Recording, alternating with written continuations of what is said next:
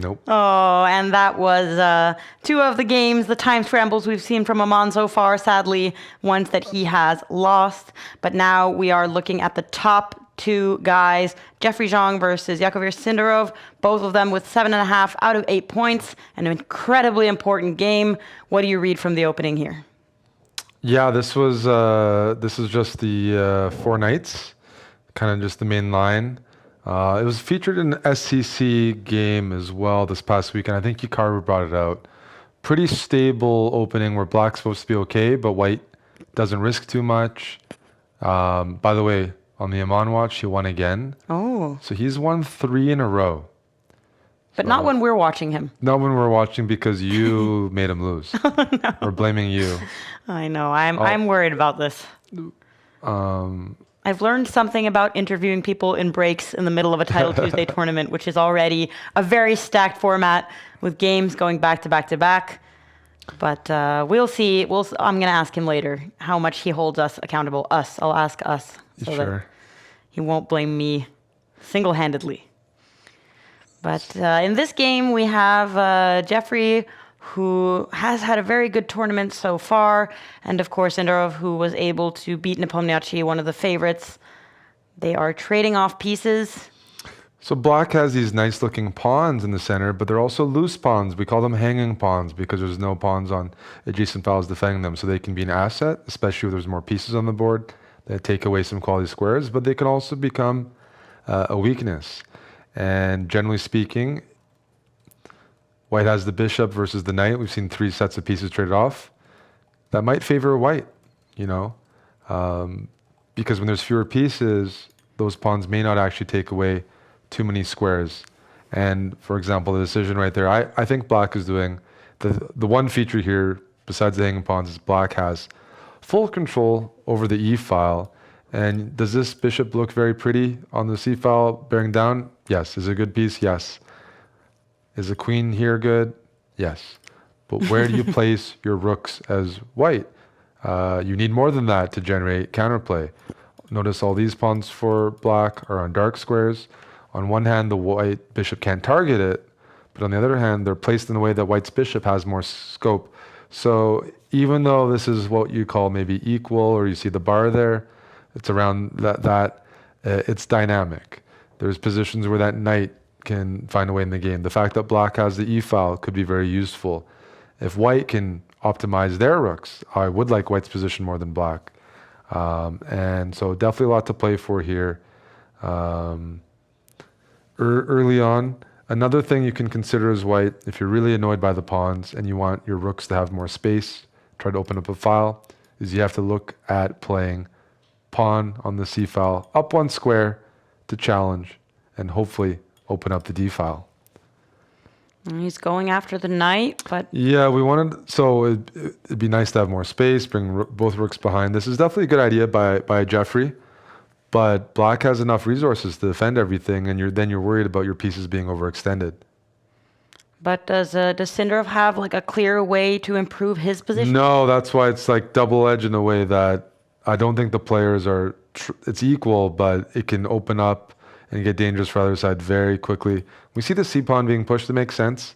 You don't have easy plans. Don't have easy plans if your rooks can't get in the game. And even the rook, the advanced rook on the F file, yes, you're aimed at this knight, but the knight's defended by the king, and you can't get more pressure on. So white's looking to try to get the queen in the game, looking for a clear plan with this rook on the back rank. In the meantime, black's pretty happy with the setup. Making progress is the harder part. The main reason being that the E file, that nice square on the second rank, is covered by white's bishop. We see some exchanges here. So now this is a passed pawn. Sindarov has a passed pawn, but the reason white is okay with that is it can also be a weakness. And now the rooks have a plan, right? So, okay, instead of recapturing, we have a Zushinzug. That's a nice move, an in-between move.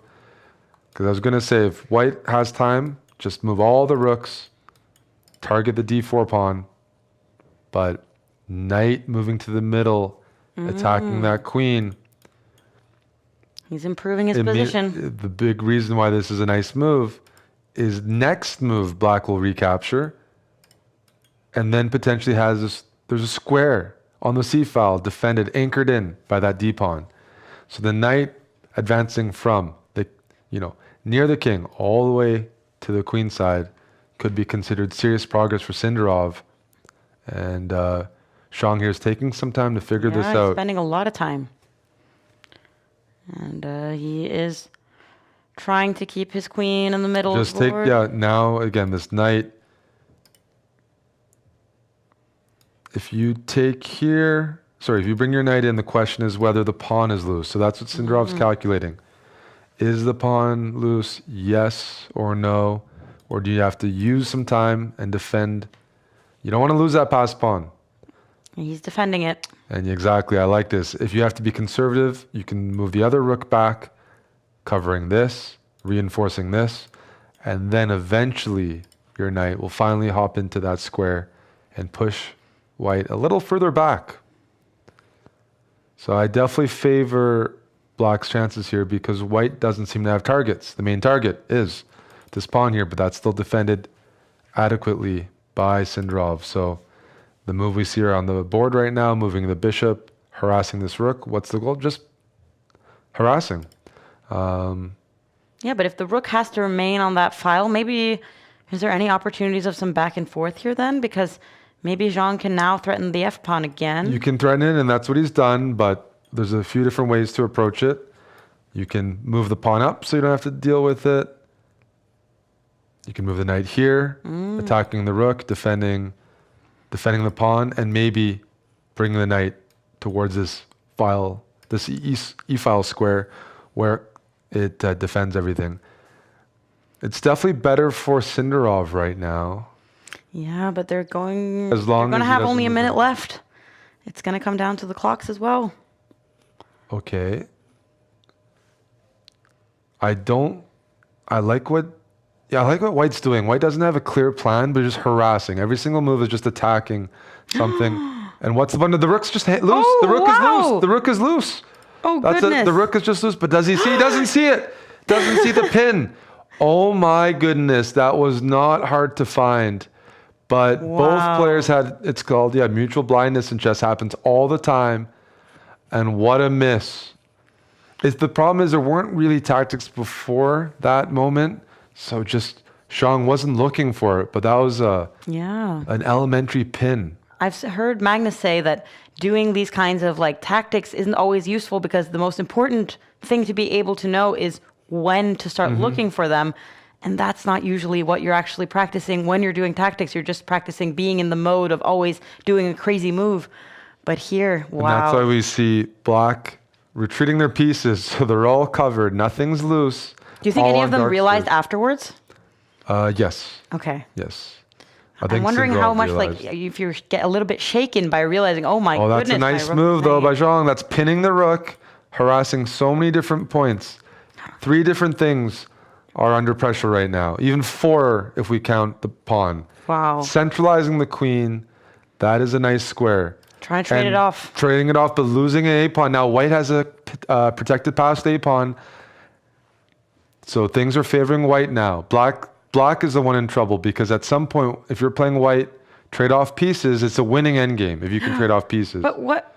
There's a trick here. If you take the knight, checkmate, wins the game in the corner square on the h-file. But how does he save the rook at all?